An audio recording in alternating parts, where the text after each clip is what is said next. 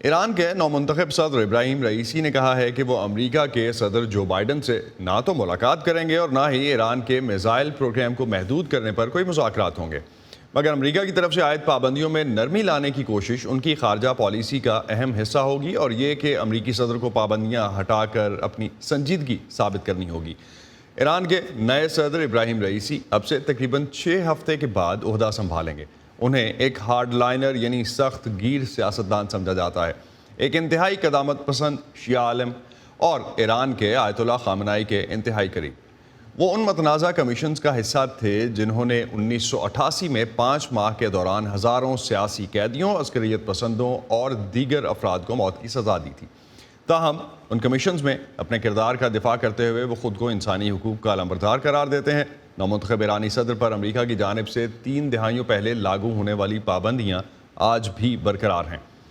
ایران میں ایک نئی قیادت کی آمد کا جوہری معاہدے کے مستقبل پر کیسا اثر پڑنے کا امکان ہے، اس بارے میں تفصیلات جانتے ہیں نخبت مالک سے، کیپٹل ہل سے ہمیں جوائن کر رہی ہیں۔ نخبت، ایران میں اہم فیصلے آیت اللہ خامنائی کی مرضی سے ہوتے ہیں، نومنتخب صدر رئیسی کی آمد کو جوہری معاہدے کے تناظر میں واشنگٹن کیسے دیکھ رہا ہے؟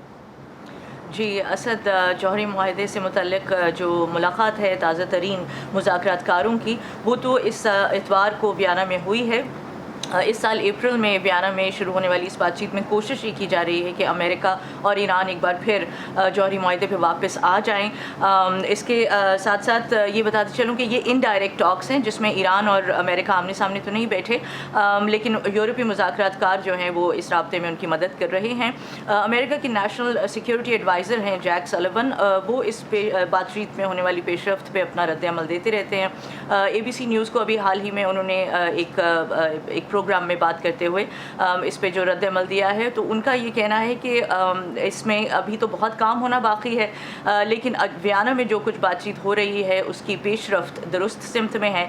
جبکہ ہم جانتے ہیں کہ ایران کی وزارت خارجہ اس سے پہلے کہہ چکی ہے کہ ہو سکتا ہے کہ ایران کے نئے صدر کے حلف اٹھانے سے پہلے یعنی آئندہ 6 ہفتوں میں ایران کسی ڈیل پر پہنچ جائے، لیکن اس پیش رفت کی ساری ذمہ داری جو ہے ایران وہ امریکہ پہ ڈال رہا ہے۔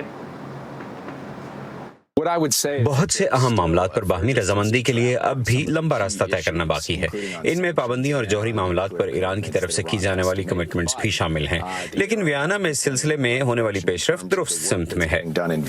سب سے بہتر قدم جو اس وقت امریکہ اٹھا سکتا ہے وہ ایران کے ساتھ جوہری معاہدے پر واپس آنا اور قرارداد 2231 کی خلاف ورزی دوبارہ نہ کرنا ہے۔ اگر ایسے میں مزید موضوعات پر گفتگو رہ جائے گی تو جب امریکہ اس معاہدے پر واپس آئے گا تو ایسے معاملات کی ایک فہرست ہے جس کا جواب امریکہ کو دینا ہوگا۔